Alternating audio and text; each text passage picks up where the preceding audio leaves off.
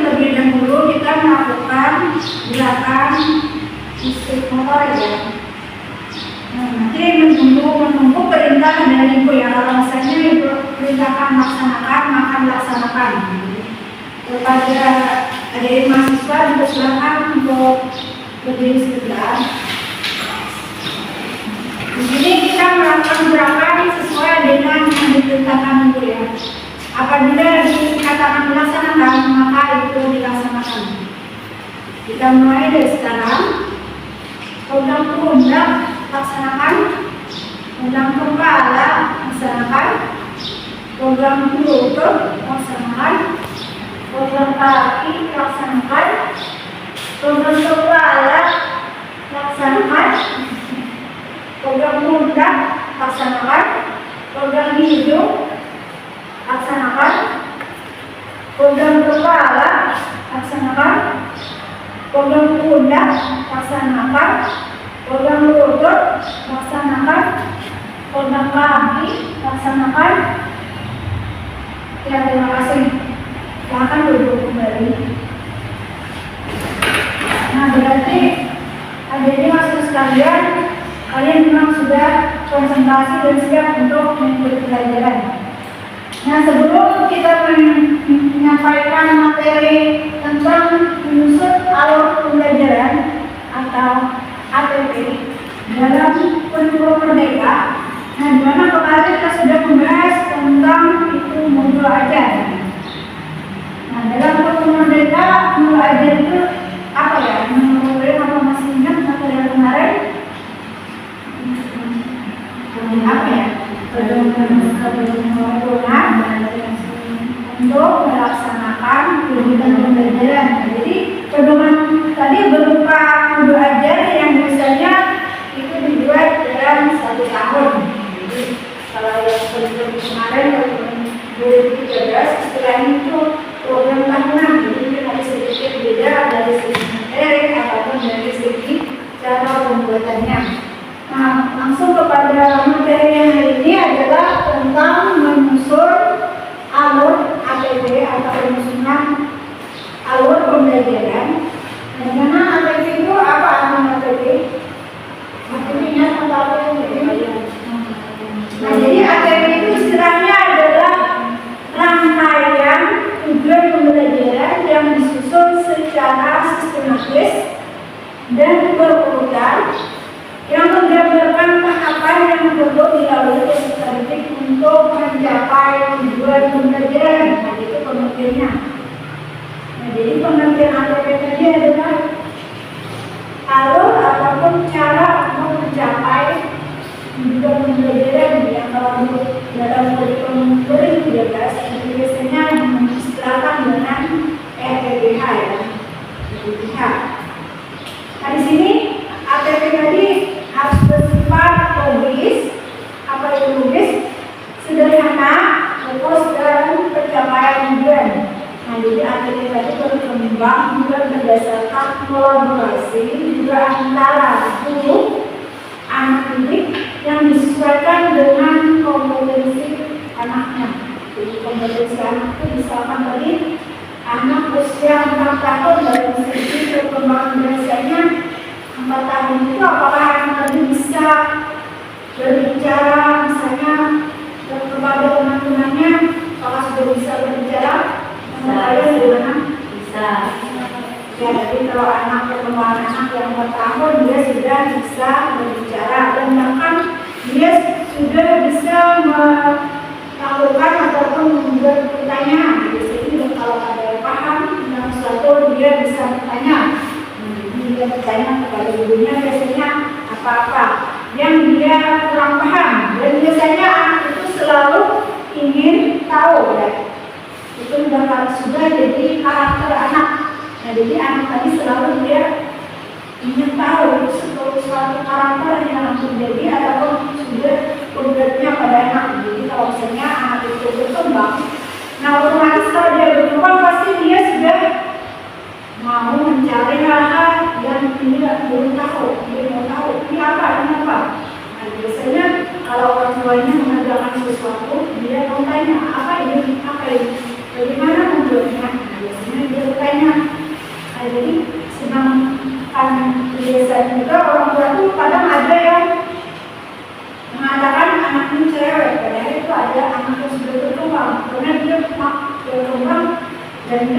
tahu apa yang dia tidak tahu. Jadi perkembangan anak selalu sesuai dengan tahapan perkembangannya. Ada pembuatan alur tujuan pembelajaran atau APP Power menunjukkan beberapa langkah konkret dari cara pembelajaran hingga menyusun tujuan pembelajaran yang spesifik terukur. Jadi tujuannya tadi karena sudah dibuat, nah pasti ada ukuran atau standarnya. Dimana materi tadi berfungsi sebagai peta pelajaran pembelajaran yang membantu guru merencanakan kegiatan pembelajaran sesuai dengan tahap perkembangan anak usia dini. Jadi perkembangannya tadi harus juga disesuaikan dengan perkembangan. Jadi harus disesuaikan dengan perkembangan anak.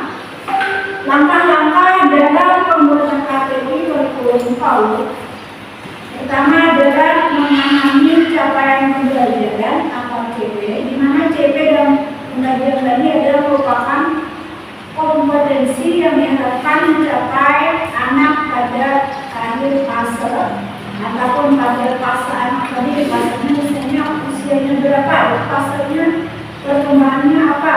Jadi CP kalau tadi mencakup 3 elemen utama, yaitu ada nilai agama dan budi yang dipilih, dasar, literasi, dan sinkretisme. Jadi ada 3 ya elemen yang dicapai dalam CP perkembangan pembelajaran awal tadi, ada 3 ya. Kalau yang kemarin kita ada 6 maksudnya ya, perkembangan agama dan moral, fisik motorik, perkembangan apa ya, bahasa, perkembangan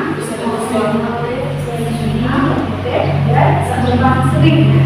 Nah kemarin itu ada 3, maksudnya yang kemarin itu 5 dan sekarang jadi 3, di mana ada masuk misalnya perkembangan agama dan moral, itu bisa masuk kepada nilai agama dan budi. Jadi ada yang ini itu misalnya juga dari perkembangan itu bisa disitu masuk literasi. Nah kalau literasi kan ada kemampuan anak yang dicapai, misalnya dari segi literasi membaca, anaknya tadi bisa membaca. Kalau dalam usia 4 sampai 5 tahun anaknya bisa apa ya literasinya, bisa mengenal huruf, mengenal angka. Nah kalau 4 sampai 5 tahun bisa juga kena angka 1 sampai 30. Sudah kena ya. Nah, apalagi misalnya anak usia 5 sampai 6 tahun, biasanya sudah tadi mengenal dirinya, sudah tahu mengenal ini siapa keluarganya, juga bisa mengenal warna, juga bahkan bisa dia membuat ataupun mencoba misalnya membuat percampuran warna.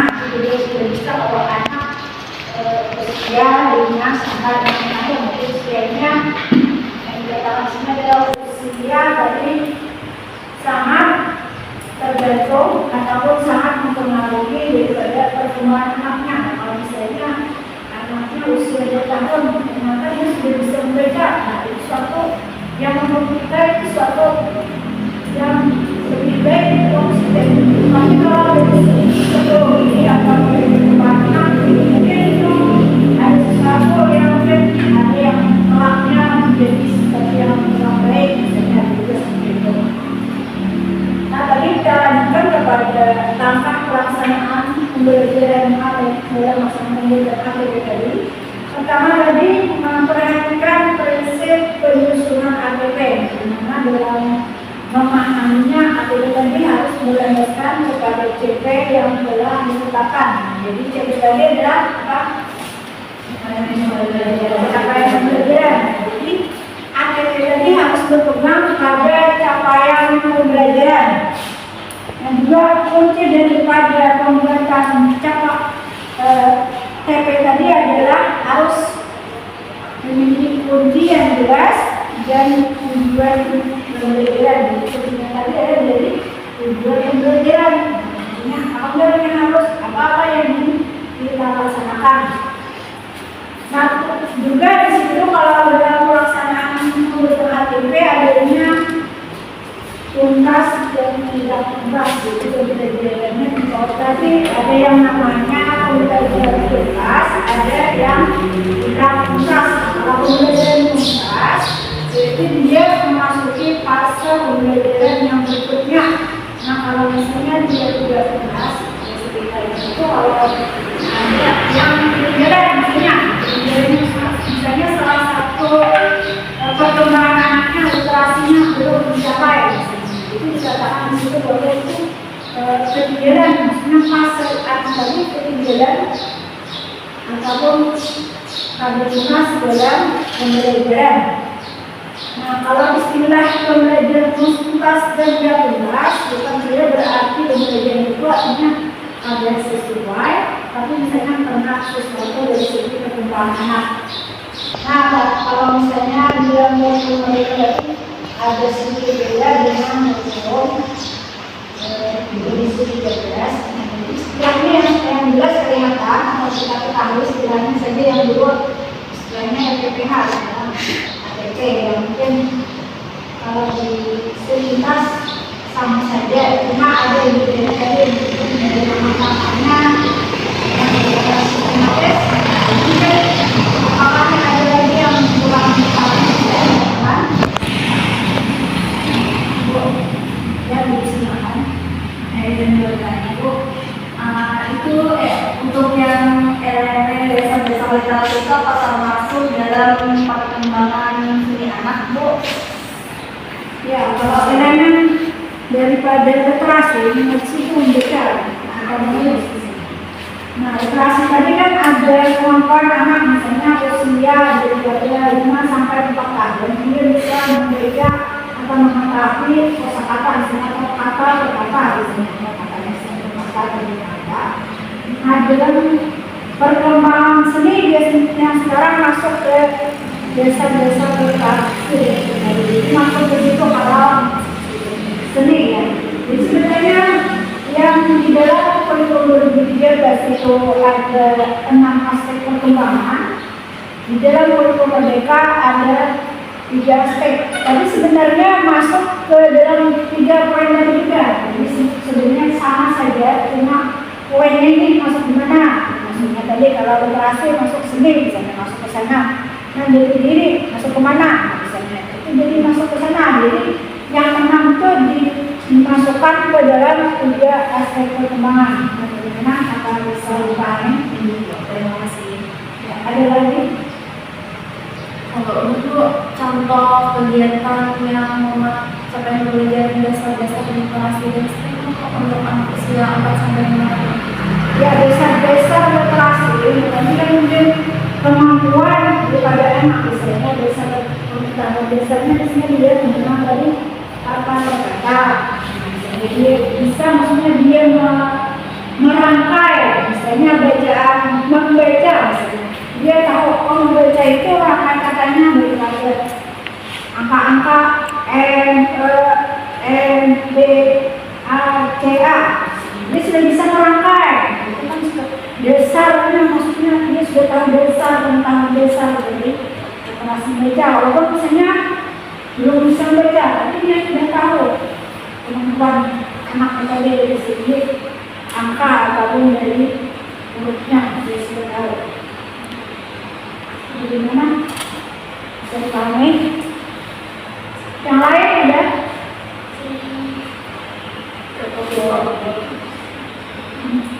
Apakah masih ada lagi?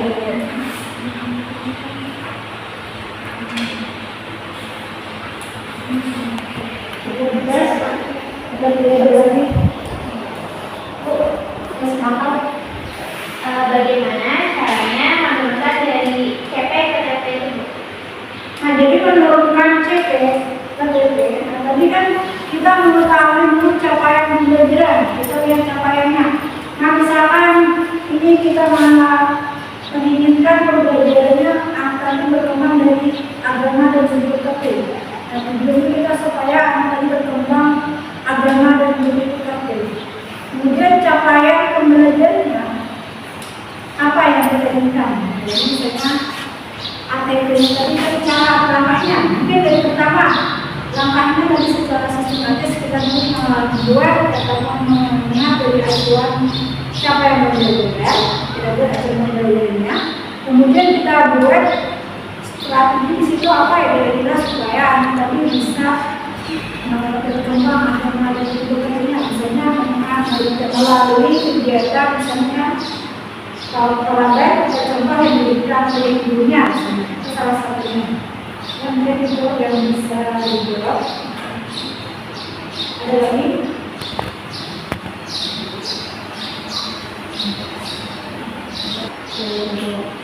Baik, karena mengingat waktu, karena tidak ada, maka ibu akan meminta sedikit bahwa tadi ATP berdasarkan daripada tadi kebutuhannya adalah mobil aja. Dan ATP tadi ada karakteristik ataupun aturannya yang secara sistematis ataupun harus beraturan. Assalamualaikum warahmatullahi wabarakatuh. Waalaikumsalam. Waalaikumsalam warahmatullahi wabarakatuh.